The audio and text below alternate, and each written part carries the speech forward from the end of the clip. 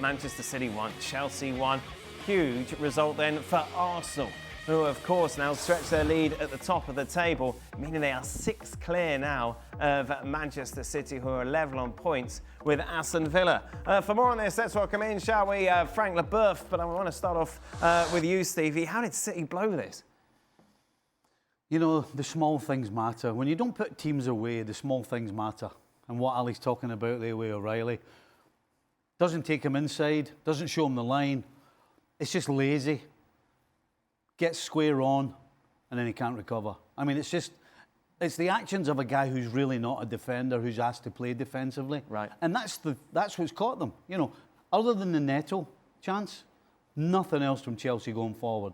That little detail where you play essentially a midfielder as a fullback, that's what it catches up with you sometimes, and it caught up with them today. And we sit here week after week when we have the discussion, well, who's the favorite to win the Premier League? And I think most of us will say, well, Arsenal seem like the more likely team. And when we have arguments against Manchester City, the first thing that comes up, the outside back position and transitions defensively. And people will say, well, Nicol has done a good job. He has done a job. Matheus Nunes has done a good job. He's done a job for you. So basically, you either force him to the outside, you give him the space, you allow your center backs to get in position defensively, you allow trailing midfielders to get in defending positions, you delay, force them to the outside, and nothing happens. But when you take yourself out of the defensive position and now allow Chelsea to create a chance out of nothing, now you need people to help you on the backside. And that's when the other outside back comes into play, Matheus Nunes. He's not in the position that he should be to begin with, and then has the missed clearance. So your 2 outside backs are exposed. We don't just sit here and talk about these things because we're picking on O'Reilly and Matheus Nunes. We mention it because these are weak points, and weak points show up when you least expect it, and this was the case for Manchester City today. And guess who doesn't do that? Arsenal, Mateta. He could have played Lewis Skelly. Everybody wants Lewis Skelly to play because he's really good going forward, but he's questionable defensively. So what does Arteta do? He plays in Capia there. I mean, those are the little things that will decide the Premier League, and right now, it looks like Arsenal's. Leboeuf at the back would never concede that goal, would you, Frank? No, not sure about that, but it's true that it's a main point, and I think Stevie alluded it last time, where he said that, you know, I don't know if teams work during the training session defensively. I don't know what they do, and it can be for Manchester City, it can be for Liverpool this season, it can be also for Chelsea for sure. It can be for any team but Arsenal, and Arsenal are the first in the Premier League. I mean, I used to play football when Italy was the best championship in the world because they were firstly working defensively. They were making sure that they didn't concede any goal and then try to have some chances. It was maybe boring. It was a 1-0 most of the time win, but it was very effective. And nowadays, we don't see that. And we feel that they don't work on that. And that's clear for us that they don't have any knowledge about the basics, the foundation of defending together. And that's what I see. I wasn't the best defender, but in terms of communication, of work, we knew exactly what our teammate was doing.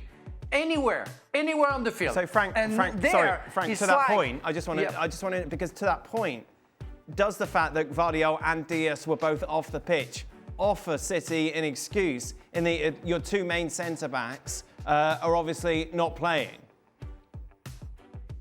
Well, it can put the level a little bit below expectation, but the others, they are football players. They're professional players. I remember sometimes being injured, and the guy was behind me was the young John Terry, or was Steve Clark as well, and it wasn't Marcel Desailly. They knew what they had to do. They knew how to communicate because we are working on that. We are working 6 against 11 twice a week. You know, where we are playing only the 4 at the back, the goalkeeper, and the 2 midfield against 11 guys. So, and we knew we had to communicate for half an hour to make sure we didn't concede any goal. And most of the time, we never conceded any goal because we knew how to cover each other, how to move from left to right, and it could be anybody, any individuals. It worked. But I want to see that. I want to make sure I'm pretty sure that they don't work on that during training session. More to the point, sorry, Steve, more to the point,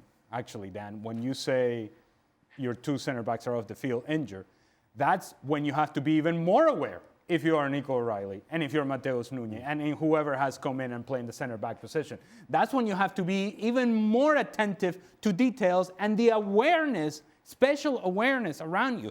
The defensive, the moment, what does it call for? If you're Nicol O'Reilly, you cannot go chase a ball that you're not going to get to. You're not going to go and challenge a ball that you're not going to get to. You give yourself some space so that you can accommodate for a potential mistake, so that you can force the play to go backwards and not be on you. So actually, the point that you're making, while it may seem a valid one, it actually goes even more against Nicol O'Reilly in his decision-making here, because he should be more aware. It's like, okay, these guys are off the field. I need to be a little bit more cautious, a little bit more conservative. I don't need to take this chance.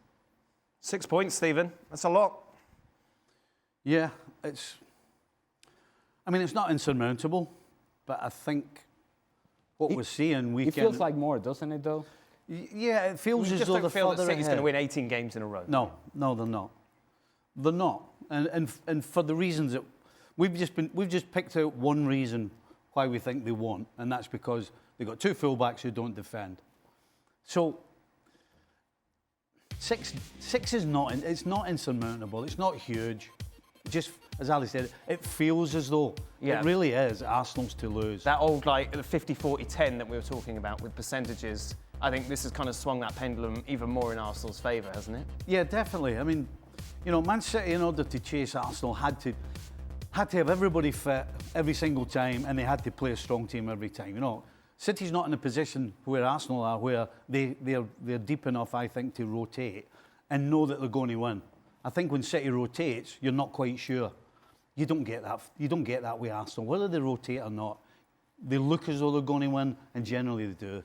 Forgive us if we don't talk about Chelsea too much, but we will, of course, talk about their new coach. Rosenior looks like he's almost definitely going to be appointed tomorrow, Frank. That's what everybody is telling us. What do you make of it? What have you seen of him in France? Is this a good appointment, or is this too soon for someone who lacks a sort of resume for such a big club with such big expectations? Well, for Strasbourg's fans and Strasbourg's players, it's not very good news, but he's a fantastic coach. He's a great coach. He knows how to make people work and work together. What I saw from him in Strasbourg in a year and a half with the Racing Club Strasbourg has been very efficient, and I want to wish him the best, because he has all the knowledge and the psychology to make the people work and work very well.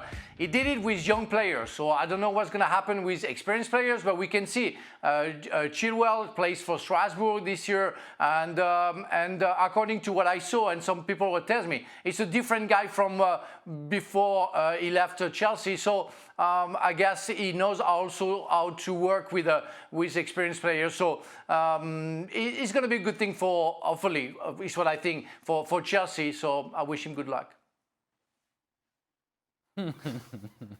There's a slight problem, though. You're going to have to do as you're told. Liam Rosenior's going to have to do as he's told.